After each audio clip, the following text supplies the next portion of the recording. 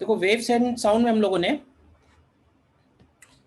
Wave velocity on a stretch string, energy transmitted by a wave, ठीक है ना, power transmitted और power से इंटेंसिटी, ये दो तीन चीजें देखी थी लास्ट क्लास में। ठीक है, आगे बढ़ते हैं वेव्स में ही आगे। तो नेक्स्ट हमारा हेडिंग पड़ेगा सुपरपोजिशन, सुपरपोजिशन ऑफ वेव्स। ठीक है, अब ऐसे देखा जाए तो सुपरपोजिशन ऑफ वेव्स एक जनरल फिनोमेना है। सुपरपोजिशन का सिंपली मतलब ये होता है कि अगर दो वेव्स, दो या दो से ज्यादा वेव्स एक ही पॉइंट पे पहुंचे तो जो रिजल्टेंट डिस्प्लेसमेंट होगा मीडियम पार्टिकल्स का, वो कैसे हम कैलकुलेट करेंगे। अच्छा, फिलहाल हम लोगों का जो कंसंट्रेशन है, मेन जो फोकस है फिलहाल अभी, वो है स्ट्रिंग वेव्स के ऊपर। तो अगर मैं एक छोटा सा एग्जांपल ये लूं कि मान लेते हैं कि एक स्ट्रिंग है, ठीक है, और उस स्ट्रिंग में सपोज करो ये दो पल्स हैं और ये दोनों पल्स एक दूसरे की तरफ आ रही हैं। ये दोनों पल्स एक दूसरे की तरफ आ रही हैं।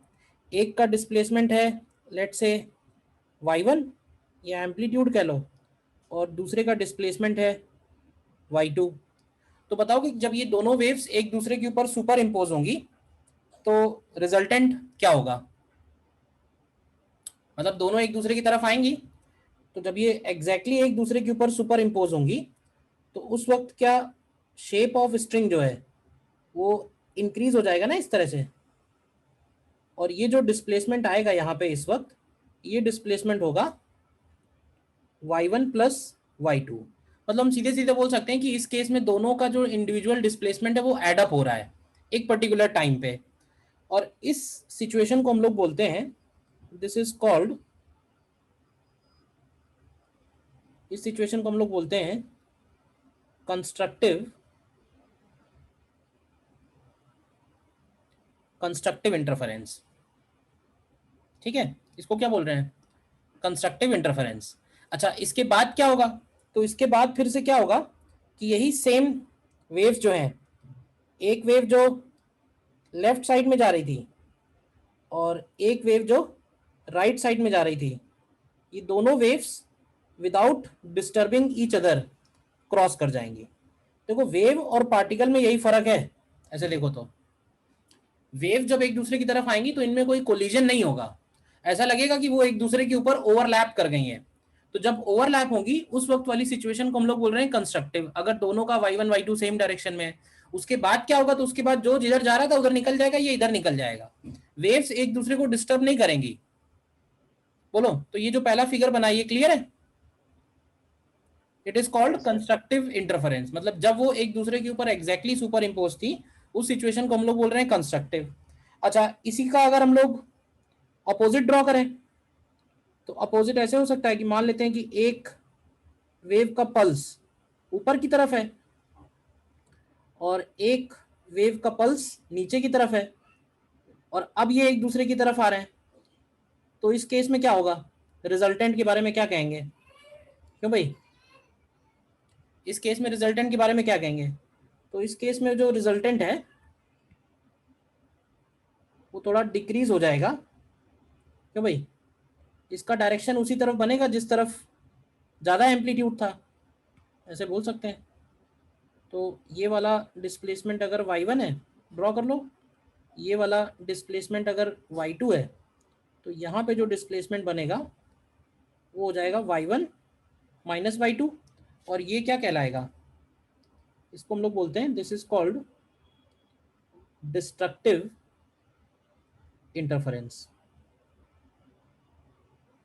वेव्स में जो सुपरपोजिशन है, सुपरपोजिशन तो ऐसे समझो एक जनरल वर्ड है।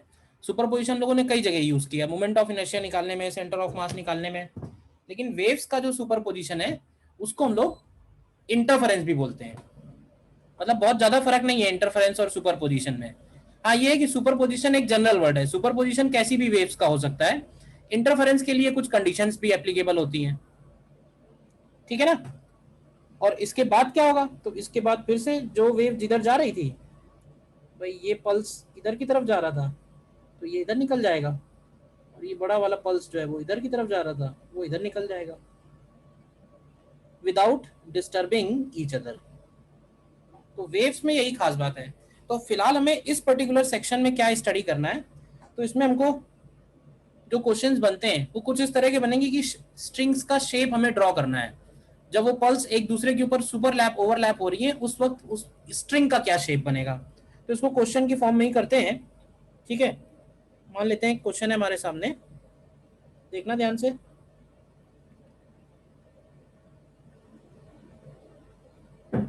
लेट अस सपोज कि एक रेक्टेंगुलर पल्स है, ठीक है, और एक ट्रायंगुलर पल्स है, देखना ध्यान से। ठीक है, और ये दोनों पल्सेस एक दूसरे की तरफ आ रही हैं। ठीक है, अभी ये इधर जा रही है 0.5 सेंटीमीटर पर सेकेंड से, और ये भी इधर आ रही है 0.5 सेंटीमीटर पर सेकेंड से। अभी ये जो है -2 और 0 के बीच में है, और ये 2 और 4 के बीच में है। ठीक है ना, तो हमें क्वेश्चन में बताना है draw shape of string at t equal to 3, 4 and 5 seconds।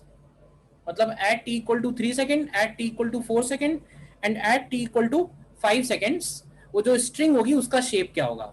अभी इस स्ट्रिंग में रेक्टेंगुलर वाला पल्स भी है और ट्रायंगुलर वाला पल्स भी है, दिख रहा है ध्यान से। तो देखो मैं एक करके बता देता हूं। जैसे क्या करो, t इक्वल टू 3 की बात कर रहा है अगर, तो t इक्वल टू 3 पे दोनों पल्सेस को तुम ड्रॉ करो, कौन कहाँ होगा। तो हम ऐसे बोल सकते हैं कि रेक्टेंगुलर वाला पल्स बताओ कि कौन से दो कोऑर्डिनेट्स के बीच में होगा। क्यों भाई, रेक्टेंगुलर वाला पल्स कौन से दो कोऑर्डिनेट्स के बीच में पहुंचेगा, 0.5 के से आगे जा रहा है, तो 0.5 से आगे जाने में डिस्टेंस कितनी ट्रेवल होगा, तो 0.5 उसकी स्पीड है, 3 सेकंड में कितना ट्रेवल होगा, तो ये 3 सेकंड में 1.5 ट्रेवल होगा। तो ये वाला पॉइंट 1.5 पे आ जाएगा और ये वाला पॉइंट -0.5 पे। इसमें कोई डाउट किसी को बताओ। तो भाई इसी नो तरह सर। ट्रायंगुलर वाला कहाँ पहुंचेगा, तो ट्रायंगुलर वाले में हम 1.5 कम कर देंगे। तो ध्यान से देखो, तो ये ट्रायंगुलर वाला जो है ये पहुंचेगा, ट्रायंगुलर वाला जो है पल्स है ये 0.5 पे पहुंचेगा और ये वाला पॉइंट 2.5 पे पहुंचेगा। देखो डॉटेड कर दो चाहो तो। ठीक है, मतलब अगर दोनों इंडिविजुअली जा रहे हैं तो सिचुएशन इस तरह की बन रही है, ध्यान से देखो। अब हमें क्या करना है, अब हमें सिंपली दोनों फंक्शंस को ऐड करना है। तो कैसे ऐड करेंगे, तो देखो जहां तक सिंगल फंक्शन है, ठीक है, वहां तक तो वही फंक्शन फॉलो करेगा। देखो यहां तक केवल रेक्टेंगल है तो सिर्फ रेक्टेंगल बनेगा। अच्छा यहां के बाद देखो ध्यान से, तो सिर्फ ट्रायंगल है तो यहां के बाद सिर्फ ट्रायंगल बनेगा। तो एक्चुअली इस केस में सुपरपोजिशन सिर्फ बीच में हो रहा है, ध्यान से देखो।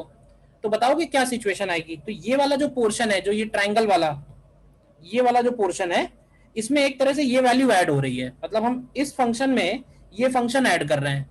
तो अगर हम ऐड करेंगे तो बोल सकते हैं कि वो जो स्लांट वाला पार्ट है वो 1 यूनिट ऊपर शिफ्ट हो जाएगा। क्यों भाई, ये जो स्लांट वाला पार्ट है इसको हम 1 यूनिट ऊपर शिफ्ट कर देंगे, देखो इस तरह से आ जाएगा।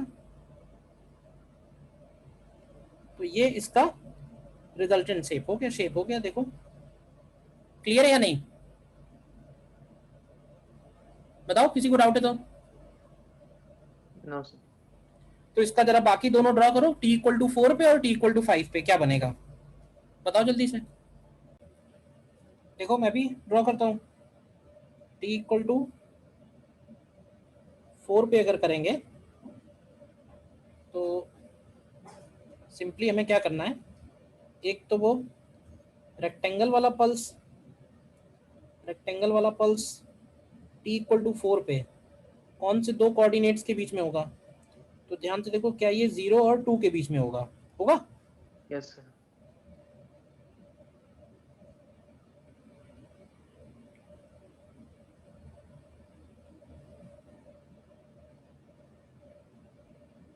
0 और 2 के बीच में होगा। और ट्रायंगल वाला भी पल्स देखोगे तो क्या 0 और 2 के ही बीच में आ रहा है, यस सर। वो भी 0 और 2 के बीच में आ रहा है। तो इस केस में जो रिजल्टेंट जाएगा वो क्या होगा कि वो ट्रायंगल वाला जो पल्स है उसको हम लोग ऊपर की तरफ शिफ्ट कर देंगे बाई 1 यूनिट। तो ये जो बनाया मैंने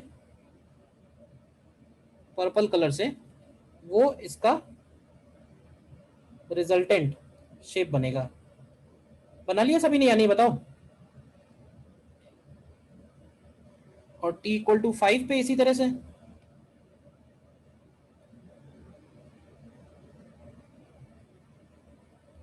t = 4 हो गया। t = 5 पे क्या होगा? तो t = 5 पे भी इसी तरह से अगर देखें तो ये जो रेक्टेंगल वाला पल्स है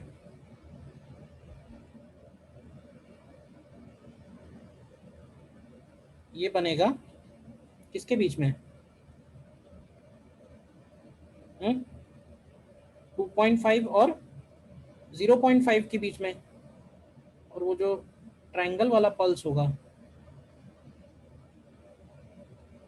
वो बनेगा -0.5 और 1.5 के बीच में। आ रहा है क्या यही? Yes sir. तो resultant shape of string, resultant shape of string अगर देखें तो पहले वाला ही केस होगा, पहले वाला मतलब t = 3 वाला केस, लेकिन ये है कि थोड़ा सा फ्लिप हो जाएगा वो, मतलब जो पहले राइट साइड में था अब वो लेफ्ट साइड में हो रहा है। देखो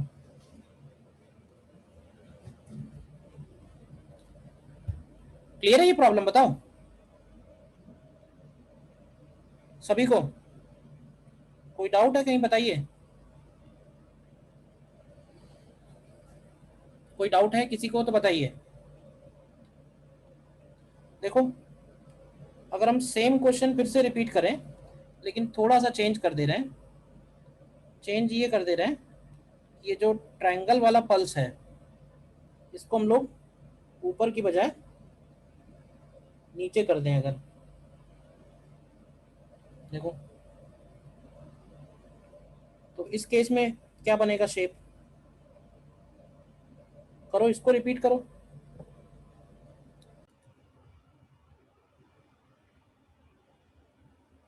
देखो सिमिलर ही क्वेश्चन है वैसे तो, लेकिन ये है कि इस बार जो फंक्शन है वो ऐड नहीं होगा, सब्ट्रैक्ट होंगे। ठीक है, तो करने का तरीका सेम है भाई। रेक्टेंगुलर पल्स इस तरह का रहेगा और ट्रायंगुलर पल्स जो है वो इस तरह का आएगा।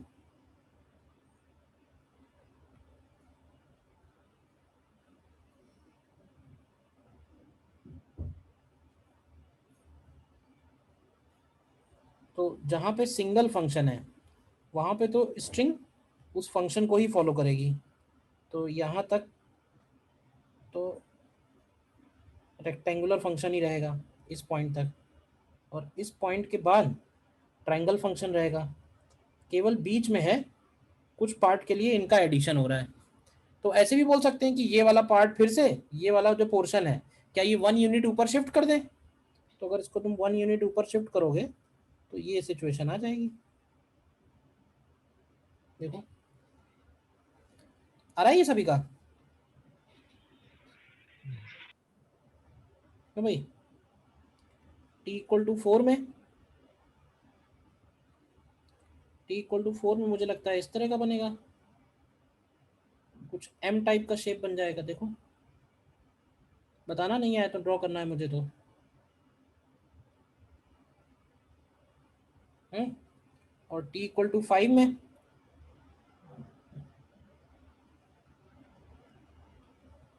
t = 5 में यही चीज इधर की तरफ बन जाएगी।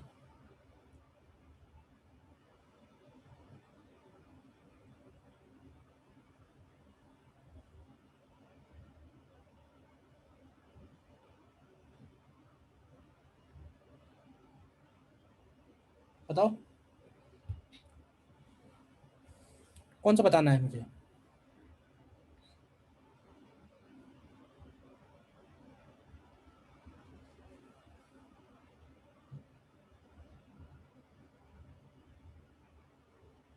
हो गए सारे? Yes sir. तो ये तो हो गया सुपरपोजिशन। तो एक टाइप के क्वेश्चन तो इस तरह के हो गए जिसमें हमको स्ट्रिंग के ऊपर अलग अलग पल्सेस दी होंगी और हमें उनका रिजल्टेंट शेप ड्रॉ करना होगा। तो वो सीधा सीधा एक तरह से एडिशन या सब्ट्रैक्शन टाइप का ही है क्वेश्चन। बताओ।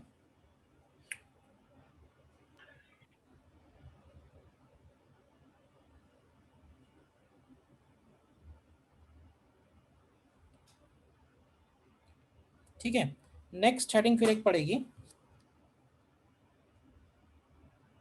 Wave incident on a medium boundary. Wave incident on a medium boundary. ठीक है, तो मीडियम बाउंड्री का मतलब ये है कि हम लोग अब क्या करने वाले हैं, जैसे मान लेते हैं कि ये बाउंड्री है which is at x equal to 0। Boundary के लेफ्ट हैंड साइड पे मीडियम 1 है, बाउंड्री के राइट हैंड साइड पे मीडियम 2 है, और हम एक वेव को इंसिडेंट करा रहे हैं इस मीडियम बाउंड्री पे। जो वेव इंसिडेंट हो रही है उसका इक्वेशन एज्यूम कर लेते हैं, Y I is equal to A I sine omega 1t। अब देखो ओमेगा तो खैर चेंज होगा नहीं, तो ओमेगा को ओमेगा ही रखते हैं। लेकिन क्या अगर वेव एक मीडियम से दूसरे मीडियम जा रही है तो के का वैल्यू चेंज हो जाएगा ना भाई, वेलोसिटी भी चेंज होगी, वेलोसिटी चेंज होगी तो वेवलेंथ भी चेंज होगी। ठीक बात। तो वेलोसिटी चेंज हो रही है, वेवलेंथ चेंज हो रही है, तो के भी चेंज हो रहा है। ओमेगा लेकिन चेंज नहीं हो रहा है, तो ओमेगा को मैंने ओमेगा ही लिखा हुआ है, के की जगह के वन लिखा हुआ है। और ये हो गई एक तरह से, इसको बोलेंगे इंसिडेंट वेव। ठीक है, फिर क्या होगा, अब इस इंसिडेंट में से ऐसा होगा कि कुछ पार्ट दूसरे मीडियम में रिफ्रैक्ट हो जाएगा, या उसको हम लोग बोलते हैं ट्रांसमिटेड वेव। रिफ्रैक्टेड वेव बोलो या फिर ट्रांसमिटेड बोलो, एक ही मतलब है। तो इट इज ट्रांसमिटेड वेव। तो ट्रांसमिटेड वेव का इक्वेशन हो जाएगा ए टी साइन, आगे बताओ कि ब्रैकेट में क्या लिखना चाहिए, क्यों भाई? ट्रांसमिटेड वेव के इक्वेशन को हम क्या एज्यूम कर सकते हैं? Omega T minus K two X. Omega T minus K two X, क्योंकि ओमेगा में तो चेंज आएगा नहीं लेकिन के चेंज हो जाएगा। और कुछ पार्ट इस वेव का क्या होगा कि वापस मीडियम 1 में रिफ्लेक्ट हो जाएगा। तो ये हो गई रिफ्लेक्टेड वेव। ऐसे समझो कि कुछ एनर्जी इंसिडेंट हुई, उसमें से कुछ एनर्जी दूसरे मीडियम में ट्रांसमिट हो गई और कुछ एनर्जी वापस मीडियम 1 में आ रही है। तो जो वापस मीडियम 1 में आ रही है उसका इक्वेशन क्या लिख सकते हैं, Y reflected is equal to A reflected sine of, बताओगे फिर से कि आगे क्या लिखना चाहिए ब्रैकेट में? के one x minus omega T. Omega T, आगे क्या लिखना चाहिए? प्लस के वन एक्स। प्लस के वन एक्स हो जाएगा। बताएगा कि प्लस क्यों हो रहा है? प्लस इसलिए हो रहा है क्योंकि उसका डायरेक्शन ऑफ प्रोपोगेशन चेंज हो गया। इंसिडेंट वेव जो है वो पॉजिटिव एक्स डायरेक्शन में जा रही थी, लेकिन जो रिफ्लेक्टेड वाली है वो नेगेटिव एक्स डायरेक्शन में जा रही है। तो फिलहाल हमको क्या करना है, हमको यहाँ पे ए आर, ए टी और ए आई, मतलब इंसिडेंट का एम्पलीट्यूड, रिफ्लेक्टेड का एम्पलीट्यूड और ट्रांसमिटेड के एम्पलीट्यूड में हमको रिलेशन चाहिए। ठीक, स्पीड भी चाहो तो लिख सकते हैं कि इस वेव की स्पीड v1 होगी, इसकी स्पीड v2 होगी और इसकी स्पीड भी v1 होगी, है कि नहीं है? तो v1 को अगर हम चाहें तो लिख सकते हैं ओमेगा अपॉन k1, v2 को लिख सकते हैं ओमेगा अपॉन k2। ठीक है, तो अब देखो इसमें कॉन्सेप्ट क्या यूज करने वाले हैं। तो इसमें कॉन्सेप्ट, हम पहला कॉन्सेप्ट यूज करेंगे using condition of continuity at medium boundary. Condition of continuity at medium boundary. Continuity का मतलब ऐसा है कि जैसे स्ट्रिंग है, स्ट्रिंग को ही हमने दो अलग अलग स्ट्रिंग हमने कनेक्ट कर रखी है, तो इधर से स्ट्रिंग में कोई पल्स आ रहा है, उसमें से कुछ पल्स आगे वाली स्ट्रिंग में चला गया और कुछ पहले मीडियम में वापस आ गया। तो अब ध्यान से देखो, क्या पहले मीडियम में बोल सकते हैं कि पहले मीडियम में जो स्ट्रिंग का रिजल्टेंट शेप होगा वो इन दोनों का रिजल्टेंट बनेगा, इन दोनों का रिजल्टेंट बनेगा, मतलब Y I plus Y R होगा, और इस स्ट्रिंग का जो शेप होगा वो वाई टी होगा। अब ऐसा तो नहीं हो सकता ना कि बाउंड्री पे स्ट्रिंग के दोनों एंड्स अलग अलग हो जाएं। बाउंड्री पे जो एंड है जहां पे ज्वाइंट होगा वो तो हमेशा दोनों तरफ से बराबर जगह होना चाहिए। तो दोनों तरफ से बराबर जगह वो तभी हो सकता है जब Y I plus Y T की value, sorry Y I plus Y R की वैल्यू वाई टी के इक्वल हो एट एक्स इक्वल टू 0। ये बात समझ में आई? बताओ पहले कैसे लिखी है। मतलब वाई वेव आई, ब्रेक नहीं होगी। वो ब्रेक नहीं, कंटिन्यूटी की इक्वेशन है। मतलब कहने का जो फंक्शन है वो कंटिन्यूअस होना चाहिए x इक्वल टू 0 पे। तो इधर लेफ्ट साइड के दोनों फंक्शन का सम और राइट साइड वाला जो फंक्शन है वो फंक्शन कंटिन्यूअस कैसे लगाते हो? यही तो बोलते हैं कि left hand limit is equal to right hand limit, पढ़ा होगा ना। तो left yes hand sir. Limit का मतलब यही हुआ कि लेफ्ट साइड में दोनों का रिजल्टेंट और राइट साइड में रिजल्टेंट सेम होना चाहिए। तो क्या करो, जरा रखो वाई आई और वाई टी की वैल्यू रखो इसमें, वाई आई वाई आर और वाई टी, और x इक्वल टू 0 रखो। तो देखो यहां से तुमको एक रिलेशन मिलेगा कि A I plus A R is equal to A T, क्योंकि वो साइन ओमेगा टी तो कैंसिल हो जाएगा। बताओ यस और नो। इसी तरह से दूसरे कॉन्सेप्ट लगाएंगे using condition of differentiability, condition of differentiability at medium boundary, at medium boundary that is x equal to 0, यानी फंक्शन डिफरेंशिएबल भी होना चाहिए। तो इसका मतलब है del Y upon del X, ठीक है, at x equal to 0 plus del Y R upon del X at x equal to 0, this should be equal to del Y T upon del X at x equal to 0। ये equation बताओ। तो जरा differentiate करके रखो, जरा क्या मिलेगा हमको x के रिस्पेक्ट में अगर हम डिफरेंशिएट कर रहे हैं तो क्या ये A I K one with minus sine cos omega T आएगा, minus A R K one cos omega T is equal to minus A T K two cos omega T. तो ये कॉस ओमेगा टी भी इस equation से cancel हो जाएगा। तो यहां से देखो तुमको मिलेगा minus A I minus A R is equal to क्या आएगा, क्या इसको के टू अपॉन के वन, ये वाला प्लस आएगा ना ये ए आर वाला में, तो A I minus A R is equal to K two upon K one times A T बनेगा। इक्वेशन 2 बताओ। इक्वेशन 1 इक्वेशन 2 में कोई भी डाउट है बताओ कैसे फॉर्म हुई है उसमें। Condition of continuity and condition of differentiability, wave function should be continuous as well as wave function should be differentiable at all points। तो अगर तुम इक्वेशन 1 और इक्वेशन 2 को सॉल्व करोगे तो तुमको ए आर और ए टी यानी रिफ्लेक्टेड का एम्पलीट्यूड और ट्रांसमिटेड का एम्पलीट्यूड इंसिडेंट के एम्पलीट्यूड के फंक्शन में मिल जाएगा, ठीक है ना। तो यहाँ से हम लोग डायरेक्टली लिख सकते हैं solving we get A R is equal to, देखो सॉल्व करो, K one minus K two upon K one plus K two times A I और A T is equal to 2k1 upon k1 plus k2 into A I. अच्छा ये जो मैंने फॉर्मूले लिखे हैं ये लिखे हैं मैंने k1 और k2 के टर्म्स में, लेकिन ज़्यादा अच्छा रहेगा कि अगर हम ये फॉर्मूले वेलोसिटी के टर्म्स में ले आएं, क्योंकि वेलोसिटी निकालना आसान है। तो ये बताओ k1 k2 की जगह वेलोसिटी कैसे लिख सकते हैं भाई, रिप्लेस कर सकते हैं क्या? k1 की जगह ओमेगा अपॉन v1 और k2 की जगह ओमेगा अपॉन v2। तो देन वी गेट, देखो क्या मिलेगा, तो हमको मिलेगा बाद में A R is equal to V2 minus V1 upon V1 plus V2 times AI, और AT is equal to 2V2 upon V1 plus V2 times AI। तो ये हमें याद रखना है, रिफ्लेक्टेड का एम्पलीट्यूड और इंसिडेंट का एम्पलीट्यूड बेस्ड ऑन वेलोसिटीज। देखो यहाँ तक कोई डाउट है, नोट करो। फिर देखते हैं इसका क्या एप्लीकेशन है। कोई डाउट है इसमें, बताओ।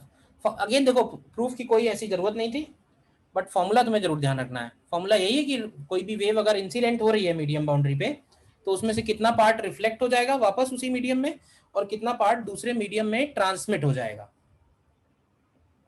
सर आपने रिफ्लेक्टेड वाली की भी वेलोसिटी v1 ले ली, सर पूरी एनर्जी थोड़ी रिफ्लेक्ट होगी, थोड़ी नहीं नहीं, आगे भी तो जा रही है। वेलोसिटी तो मीडियम पे डिपेंड करती है ना। वेलोसिटी किसकी हाँ। प्रॉपर्टी, मीडियम की प्रॉपर्टी है, तो वेलोसिटी थोड़ी ना चेंज होगी, उसी मीडियम में वापस आ रही है ना वेव। Yes sir.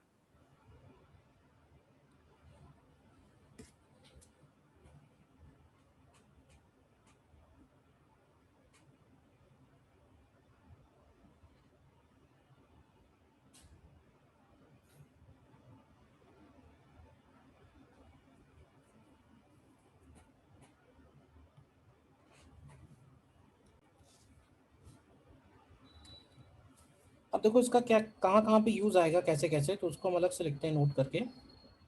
तो देखो फर्स्ट पॉइंट में एक छोटा सा हेडिंग डालते हैं, wave incident from rarer medium, wave incident from rarer medium. अच्छा, रेरर मीडियम का क्या मतलब है, जिसमें वेव स्पीड ज़्यादा हो या जिसमें वेव स्पीड कम हो? हम्म, ज्यादा। रेरर का मतलब यही है कि जहाँ पे वेव स्पीड ज़्यादा होगी, और रेरर और डेंसर की जो डेफिनेशन है वो भी इसी से डिफाइन करते हैं।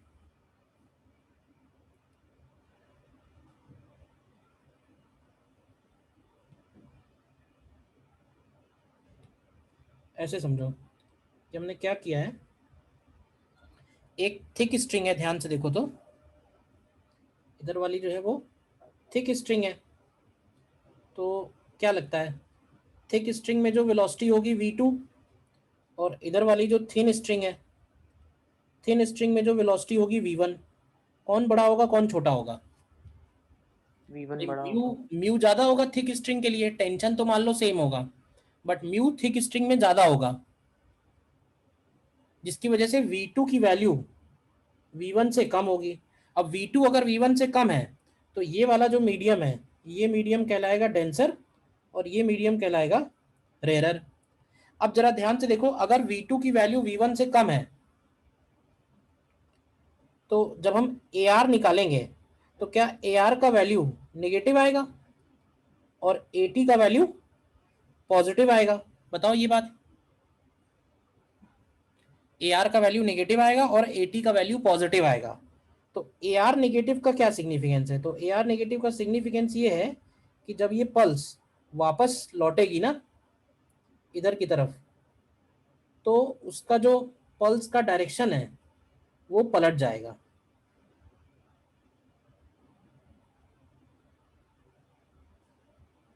जब ये पल्स इधर की तरफ वापस लौटेगी, तो ये इधर जा रही है V2 वेलोसिटी से, और ये इधर आ रही है V1 वेलोसिटी से।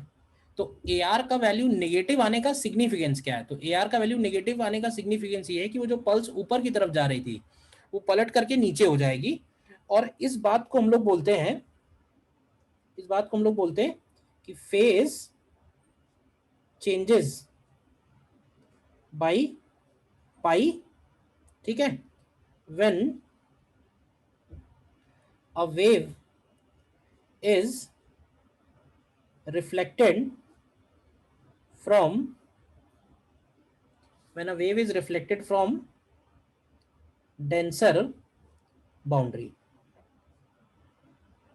when a wave is reflected from denser boundary। बताओ क्लियर है ये point?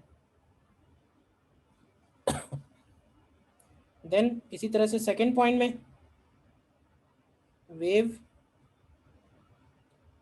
Incident from denser medium, wave incident from denser medium करो अपने आप। तो अगर मान लेते हैं कि इधर थिक स्ट्रिंग है, इधर की तरफ थिक स्ट्रिंग है और आगे ये कनेक्ट है थिन स्ट्रिंग से,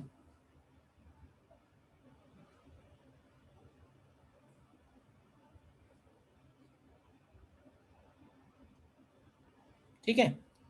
इधर की तरफ थिन स्ट्रिंग है और इधर की तरफ थिक स्ट्रिंग है।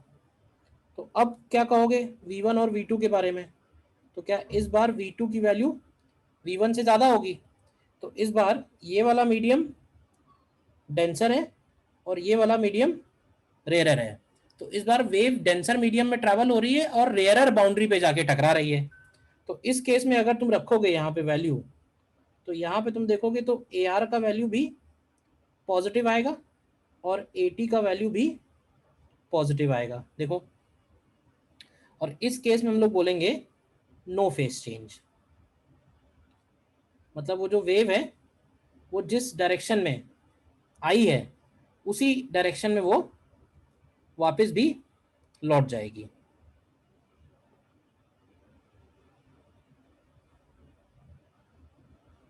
हाँ, उसके एम्पलीट्यूड में जरूर फर्क पड़ेगा।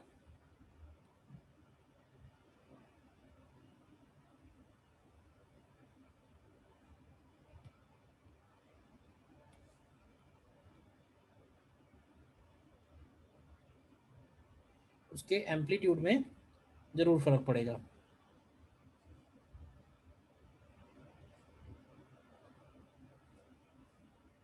देखो अब ये इधर निकल जाएगी V2 से और ये इधर आ जाएगी V1 से। तो ये दोनों केसेस में डिफरेंस क्लियर है? बताओ, नोट कर लो।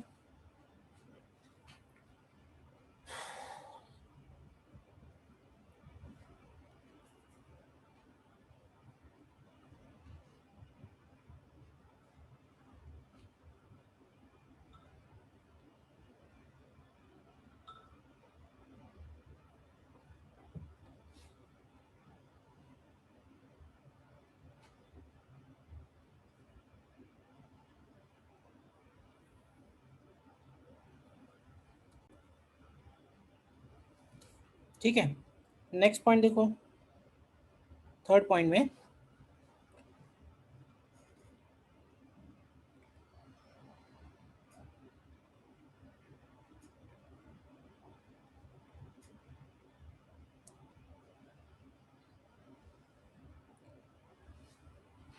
wave reflected from fixed end.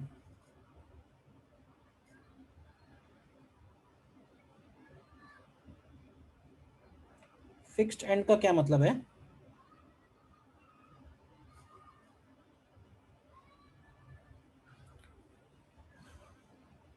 Fixed and का मतलब है कि हमने स्ट्रिंग को वॉल में कहीं कनेक्ट कर रखा है, ठीक है।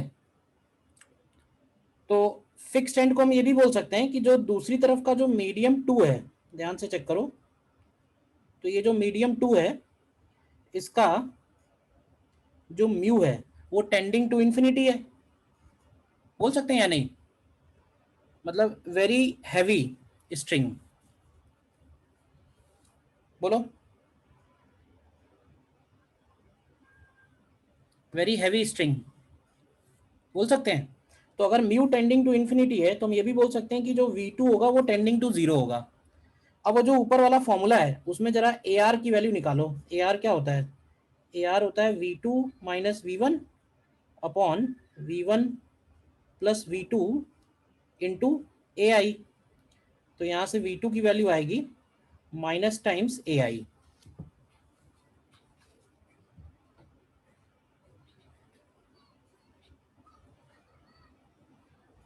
देखो तो यहाँ पे क्या होगा कि इस केस में जब ये रिफ्लेक्ट होगा तो हम ऐसे बोल सकते हैं सीधे सीधे एम्पलीट्यूड में कोई भी चेंज नहीं आ रहा है, एम्पलीट्यूड में कोई भी चेंज नहीं आ रहा है। बस ये पल्स जो है ये पूरा का पूरा नीचे की तरफ हो जा रहा है।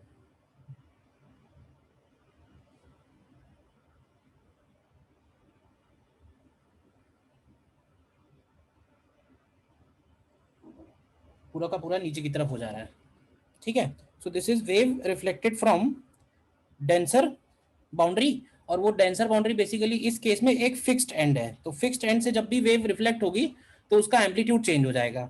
अब कई बार क्या होगा ना, क्वेश्चन में ये पूछेगा कि जब वो वेव एंटर कर रही है, मतलब ये तो इनिशियल और फाइनल सिचुएशन हो गई, बट अगर हमसे पूछा जाए कि भाई ड्यूरिंग में क्या सिचुएशन है, मतलब जब वो एक्चुअली सुपर इम्पोज हो रही है, जब वो एंटर हो रही है फिक्स्ड एंड पे, तब स्ट्रिंग का शेप कैसे ड्रॉ करेंगे। तो इसके लिए तुम एक पॉइंट याद रख सकते हो, if we want to draw shape of string, if we want to draw shape of a string during the reflection, then तो उस केस में क्या करो, इसको ऐसे बोल देते हैं कि मान लो कि एक पल्स इधर से जा रहा है, ठीक है, और सिमिलरली एक पल्स इस डायरेक्शन से इधर की तरफ आ रहा है उतने ही डिस्टेंस पे। तो तुम्हें करना क्या है, तुम्हें इन दोनों वेव्स का एक तरह से सुपरपोजिशन ड्रॉ करना है, कि जब वो दोनों वेव्स एक दूसरे के ऊपर होंगी तो वो जो शेप ऑफ स्ट्रिंग है वो कैसा बनेगा, बताओ, ड्रॉ कर पाओगे। एग्जांपल आएगा इसका, नोट कर लो फिलहाल केवल। देन फोर्थ पॉइंट में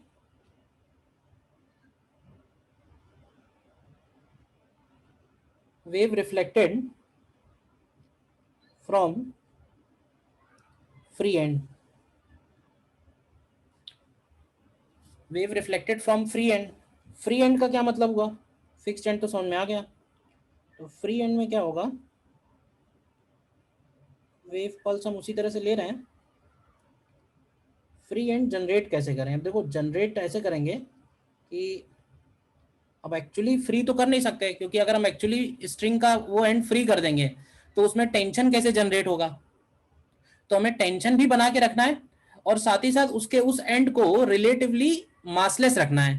तो उसका तरीका एक ये लगाते हैं कि हम एक यहाँ पे स्मूथ रॉड लेते हैं, देखो ध्यान से, और इस स्मूथ रॉड में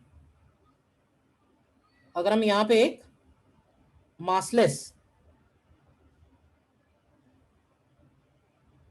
रिंग लगा के रखे हैं, समझो ध्यान से, स्मूथ रॉड है तो वो जो रिंग है वो क्या फ्रीली उस रॉड के ऊपर ट्रांसलेट हो सकती है अप डाउन, बोलिए। यस और सर। मासलेस बोलने का मतलब ये है कि स्ट्रिंग का जो मास है, स्ट्रिंग के मास से अगर हम कंपैरिजन करें तो उस रिंग का मास निग्लिजिबल है, मतलब स्ट्रिंग एक तरह से हैवी है और वो जो रिंग लगाई हमने बहुत हल्की रिंग है। तो एक तरह से वो जो एंड है वो फ्री एंड की तरह काम करेगा, फ्री एंड का मतलब ये है। और यहाँ पे हम ठीक अपोजिट बोल सकते हैं कि यहाँ पे म्यू की वैल्यू टेंडिंग टू जीरो होगी, तो V2 की वैल्यू टेंडिंग टू इन्फिनिटी होगी। तो अब अगर हम ए आर निकालें, ध्यान से देखो, तो ए आर की वैल्यू आएगी V2 minus V1 upon V1 plus V2 upon into A I.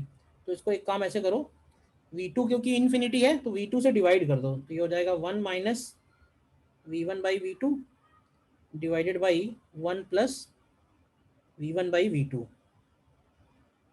Into A I. तो यहाँ से ये ए आई के इक्वल आ जाएगा, देखो। तो यहाँ पे पॉजिटिव ही आ रहा है, पॉजिटिव आने का मतलब है कि इस केस में कोई भी फेज में चेंज नहीं होने वाला है, देखो ध्यान से, इस केस में कोई भी फेज में चेंज नहीं होगा और पल्स जिस डायरेक्शन से आई है उसी डायरेक्शन में ये सेम एम्पलीट्यूड से वापस लौट जाएगी। बताइए। सर वो समझ नहीं आया सर। फिक्स्ड एंड का मतलब होता है हम वेव को आगे जाना ही ना दें दूसरे मीडियम में। तो सर फ्री एंड। हाँ फ्री एंड बताओ बताओ। फिक्स्ड एंड और फ्री एंड का मतलब कुछ इस तरह से है, जैसे फिक्स्ड एंड है तो फिक्स्ड एंड का मतलब है कि जो मीडियम टू है ना वो हाईली डेंसर मीडियम है।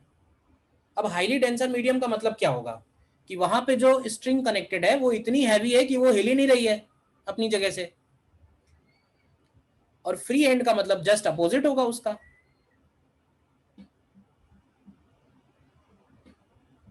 मतलब जब वो वेव बिल्कुल बाउंड्री पे पहुंच जाएगी वहां उसका पार्टिकल का डिस्प्लेसमेंट जीरो हो जाएगा हाँ फिक्स्ड एंड में, हाँ, और यहाँ पर वो डिस्प्लेसमेंट होगा यहाँ पे फ्री एंड डिस्प्लेसमेंट में। आएगा। और यहाँ पे अगर हमें रिजल्टेंट डिस्प्लेसमेंट बनाना है तो उसके हम लोग क्या करेंगे कि यहाँ पे जब हम सुपर पोजिशन लेंगे तो इसको ऐसे लिख सकते हैं, सेम वही पॉइंट है, if you want to draw string, shape of string during reflection. ठीक है, तो यहाँ पे बस हमें करना ये है कि इस पल्स को नीचे की बजाय किधर कंसीडर करना होगा।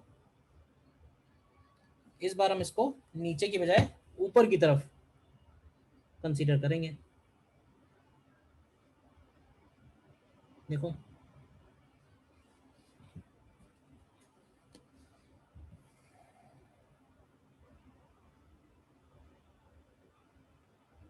सर ये एक बार फिर से बता दीजिए सर, ये आपने शेप ड्रॉ कैसे होगा ये राइट साइड वाली पल्स से? हम्म। सर ये शेप वाली चीज बता दीजिए एक बार, shape of the string during reflection हाँ, ड्रॉ कैसे कैसे करेंगे? ड्रॉ? यहाँ इसमें हाँ, ड्रॉ तो ये करेंगे कि जब हम इसका शेप बनाएंगे ना तो एक्चुअली वो जो रिंग का डिस्प्लेसमेंट होगा, वो रिंग का डिस्प्लेसमेंट अगर दोनों पल्स का एम्पलीट्यूड ए है तो ड्यूरिंग रिफ्लेक्शन वो जो एम्पलीट्यूड है वो बल्कि 2a हो जाएगा रिफ्लेक्शन के टाइम पे। ड्रॉ करने का मतलब यही है कि भाई जैसे एक पल्स यहाँ से पहुंची, जैसे एक पल्स यहाँ से पहुंची और एक पल्स यहाँ से आ रही है, ये इधर जा रही है, ये इधर जा रही है, तो रिजल्टेंट क्या होगा? तो रिजल्टेंट देखो यहाँ तक तो यही होगा और इसके बाद फिर इसमें इतना ही और ऐड हो जाएगा ये वाला पार्ट। तो ये वाला पार्ट ऐड होके कैसे बनेगा? तो ये डिक्रीजिंग है, ये इंक्रीजिंग है, तो ये कांस्टेंट हो जाएगा बीच वाला पार्ट। सर जो आपने डॉटेड से बनाया वो तो इमेजिनरी है ना? इमेजनरी तो है लेकिन इस पॉइंट का डिस्प्लेसमेंट बढ़ जाता है। होता क्या है कि जब तक पल्स आधी अंदर जाती है ऐसे समझो, तब तक इस पॉइंट के पास वेलोसिटी रहती है और फिर उसके बाद इनर्शिया आ जाएगा क्योंकि मास तो है ही उसमें, और उस इनर्शिया की वजह से वो और आगे बढ़ेगा। तो रिजल्टेंट डिस्प्लेसमेंट जब वो रिफ्लेक्शन हो रहा होगा तो डबल हो जाता है। बल्कि अगर इसका ए डिस्प्लेसमेंट है और इसका ए डिस्प्लेसमेंट है तो एक टाइम ऐसा जरूर आएगा जब ये पल्स का शेप डबल हो जाएगा। मतलब उस टाइम पे हमें कुछ इस तरह की सिचुएशन नजर आएगी कि ये वाला जो एम्पलीट्यूड है वो 2a हो गया है, क्योंकि ठीक। आधे टाइम तक उसके पास वेलोसिटी गेन होती है, फिर आधे टाइम तक वो वेलोसिटी डेसिलरेट होता है, मतलब आधे टाइम एक्सीलरेट हुआ आधे टाइम डेसिलरेट हुआ, तब जाके ये रेस्ट पे आता है रिंग। सर हम कभी उसे मासलेस ले रहे हैं, कभी मास ले रहे हैं अरे उसका। बेटा, मासलेस हम लेने का मतलब ये है कि उस स्ट्रिंग के कंपैरिजन में मासलेस ले रहे हैं, तभी तो वो फ्री एंड बनेगा। फ्री एंड कैसे बनेगा बताओ? अगर यार हाँ, तुम्हारे पास कोई ऑल्टरनेटिव हो कि कुछ और तरीका है फ्री एंड बनाने का, फ्री एंड का मतलब यही हुआ कि इस स्ट्रिंग के कंपैरिजन में मास नहीं है इसमें, लेकिन इनर्शिया तो है ना, उस इनर्शिया की वजह से वो आगे जाएगा। Yes sir. ठीक है ना? तो ये दोनों पॉइंट्स हम यूज करेंगे।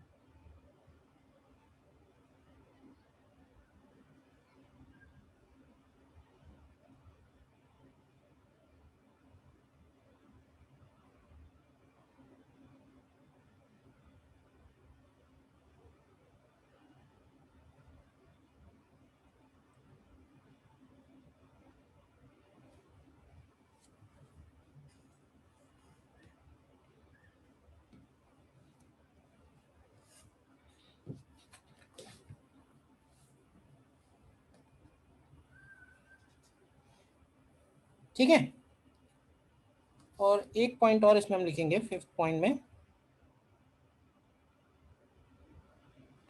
And that is power transmitted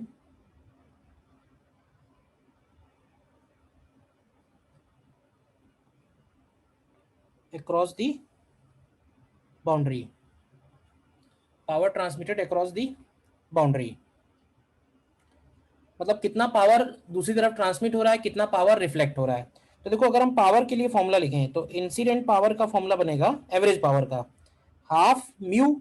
अब म्यू की जगह ध्यान देना, म्यू की जगह म्यू आई लिखेंगे, लिखेंगे ना, आई लिख दो या वन लिख दो, half mu one V one, ठीक है, A I square omega square. बताओ इसी तरह पावर रिफ्लेक्टेड अगर लिखें तो ये होगा half mu one V one A R square omega square, और पावर ट्रांसमिटेड अगर लिखें तो ये हो जाएगा half mu two V two A T square omega square.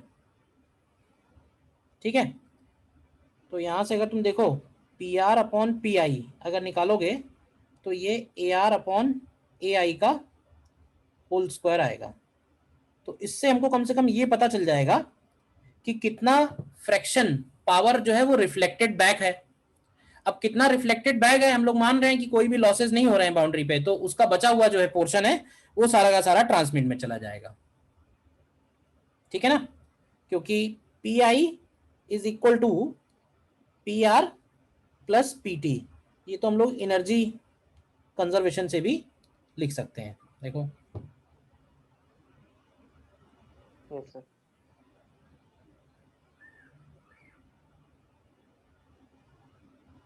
Energy conservation से भी लिख सकते हैं।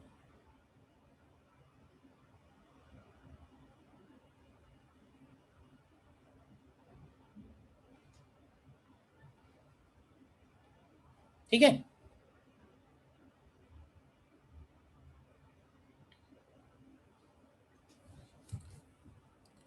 देखो इसमें एक क्वेश्चन करते हैं फिर, जो बातें हम लोगों ने सीखी हैं।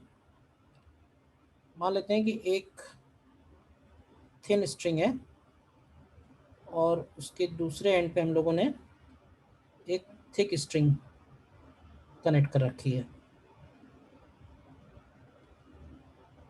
ठीक है, ये जो थिन स्ट्रिंग है इसका म्यू दिया हुआ है और ये जो थिक स्ट्रिंग है इसका 9 म्यू दिया हुआ है, और ये जो बाउंड्री है ये x इक्वल टू 0 पे है। इंसिडेंट वेव का इक्वेशन दिया हुआ है y is equal to A sine omega T minus K X. ठीक है, तो हमें निकालना है फाइंड ए पार्ट में equation of reflected and transmitted waves, और बी पार्ट में percentage of incident energy, percentage of incident energy transmitted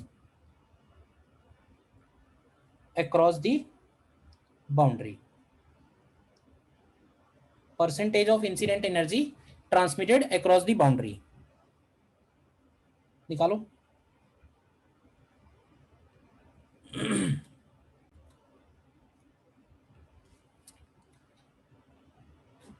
अब देखो जैसे मान लेते हैं कि इधर का म्यू है इधर का 9 म्यू है, तो टेंशन तो सेम है।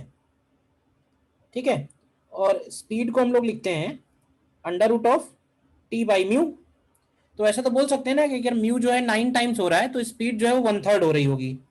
तो अगर यहाँ पे स्पीड v है तो यहाँ पे स्पीड v बाई 3 हो जाएगी, पहली चीज। दूसरा आता है k का वैल्यू। अगर इस स्ट्रिंग के लिए, इस मीडियम के लिए k की वैल्यू k है, तो इस मीडियम के लिए इस k की वैल्यू 3k हो जाएगी। बताओ पहले ये बात क्लियर है, 3k कैसे लिख दिया डायरेक्ट। और ओमेगा का वैल्यू सेम ही रहेगा क्योंकि ओमेगा तो फ्रीक्वेंसी है। तो एक काम करो, ए ट्रांसमिटेड निकालो। ए ट्रांसमिटेड होता है 2v2 upon V1 plus V2 into AI, रखो वैल्यू क्या आएगा, तो ये आएगा 2V2 upon V1 plus V2 times AI मतलब A। तो देखो ये कितना आता है वैल्यू सॉल्व होके,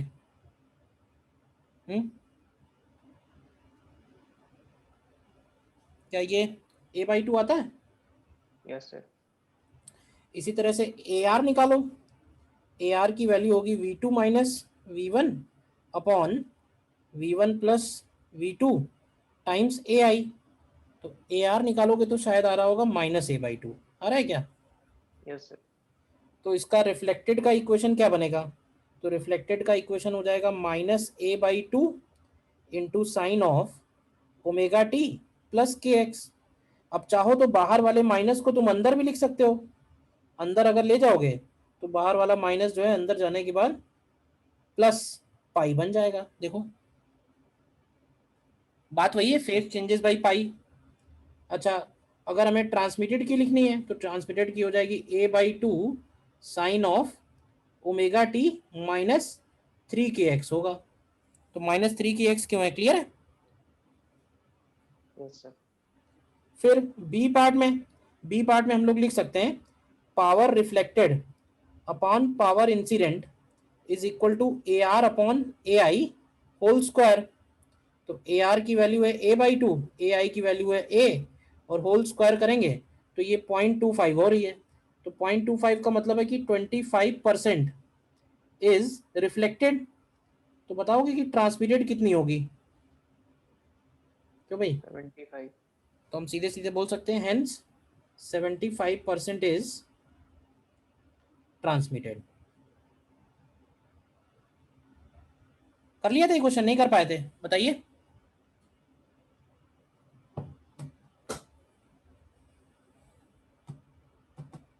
यस सर।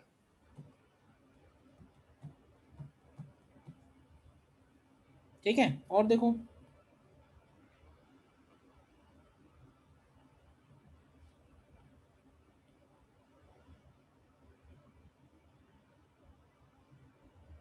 देखो नेक्स्ट ये क्वेश्चन एक आया हुआ क्वेश्चन है। Sir AR -1.5। हाँ करेक्ट। और इसमें कह रहा है कि दो वायर हैं, एक वायर है सपोज PQ और एक वायर है QR। ठीक है, PQ के लिए लेंथ दिया हुआ है 4.8 मीटर और मास इसका दिया है 0.06 kg।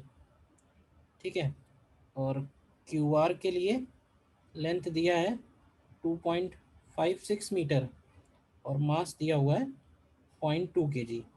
तो कैलकुलेशन ही करना है सीधा सीधा, क्यों भाई, और टेंशन दोनों में कॉमन ही है 80 न्यूटन। तो अगर हम PQ में स्पीड निकालें तो PQ का स्पीड हो जाएगा √T/μ। तो ये बनेगा √T की जगह 80 न्यूटन और म्यू की जगह आएगा मास अपॉन लेंथ।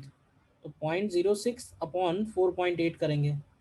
और इसी तरह से QR के लिए निकालोगे तो ये आ जाएगा √80 डिवाइडेड बाई मास यानी कि 0.2 डिवाइडेड बाई 2.56।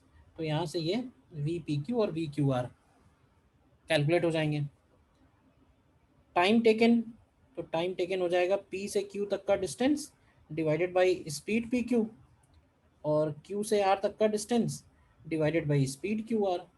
तो ये वैल्यू निकालोगे तो ये आनी चाहिए 0.14 सेकेंड। बोलिए, आ रही सभी की।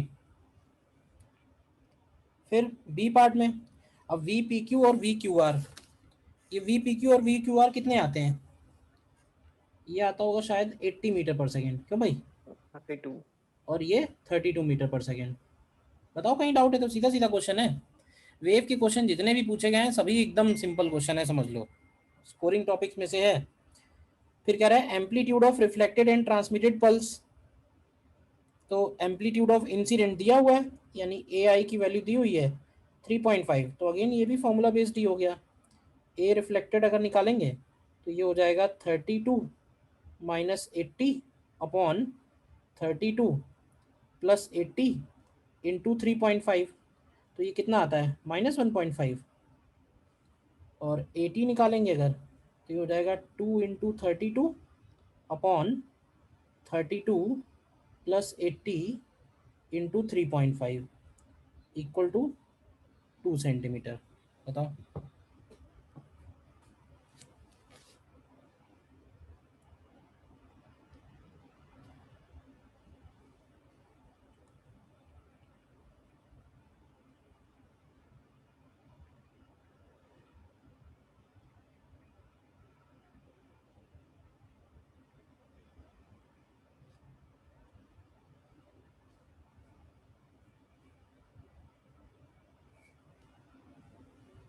बोलिए। ठीक है, तो wave transmitted and wave reflected में इतना ही है। ठीक है, इसके बाद एक पॉइंट और बचा हुआ है स्ट्रिंग वेव में, और वो भी बहुत इंपॉर्टेंट है, दैट इज स्टैंडिंग वेव। तो चलो फिर नेक्स्ट टर्न पे ये स्टार्ट करेंगे।